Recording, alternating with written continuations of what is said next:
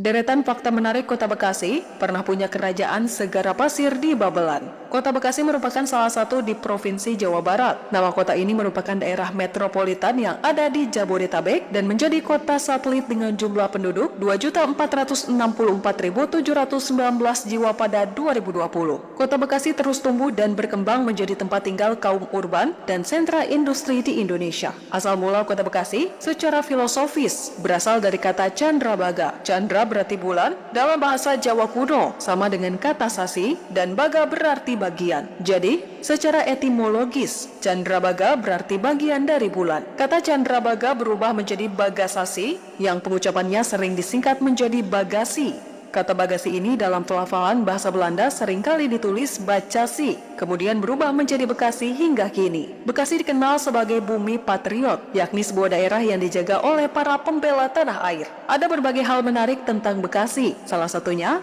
terdapat sebuah hewan endemik Indonesia yang dikenal dengan nama lutung Jawa di kawasan Muara Gebong. Berikut beberapa fakta menarik mengenai Kota Bekasi. Pertama, Saung Ranggon, sebuah kawasan cagar budaya yang kaya akan nilai sejarah, budaya, serta tradisi masyarakat lokal. Saung ini berbentuk bangunan rumah panggung yang telah berdiri sejak abad ke-16.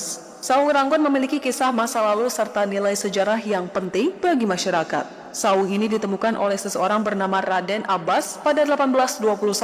Keturunan Raden Abbas kemudian menjadi seorang juru kunci secara turun-temurun hingga saat ini. Bangunan Saung Ranggon berdiri di atas lahan seluas 500 meter persegi dengan panjang bangunan 7,6 meter dan lebar 7,2 meter. Atap bangunan ini terdiri dari dua bidang miring dengan sirap kayu, termasuk jenis atap julang ngapak. Menariknya, bangunan Saung Ranggon tak memiliki jendela karena digunakan sebagai rumah persembunyian kala itu. Kedua, pernah punya kerajaan. Kerajaan Sagara Pasir merupakan kerajaan asli Bekasi yang berdiri jauh sebelum kerajaan Tarumanegara dan diyakini sebagai kerajaan pertama di Babelan Bekasi. Kerajaan ini dikenal dengan nama Segara Pasir karena didirikan di daerah pesisir pantai utara Bekasi. Kebudayaan mereka dipengaruhi oleh Mesir kuno.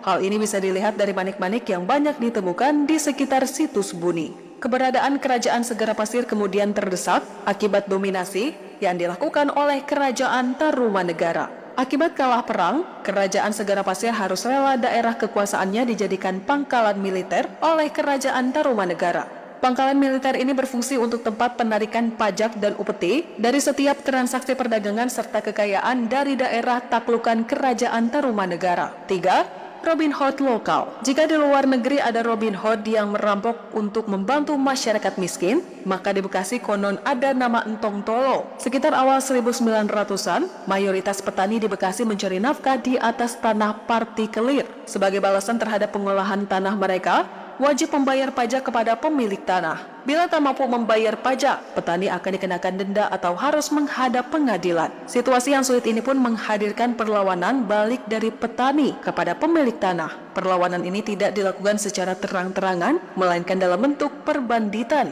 Harta benda dan hewan ternak milik tuan tanah pun beralih ke genggaman Entong Solo. Ia membagikan hasil rampokannya untuk mengurangi penderitaan warga. Namun dalam perkembangannya, ia juga memperkaya dirinya sendiri. Ia pun digambarkan sebagai bos mafia Sisilia, Italia Selatan, bukan lagi pelindung orang-orang miskin dan terbuang seperti Robin Hood.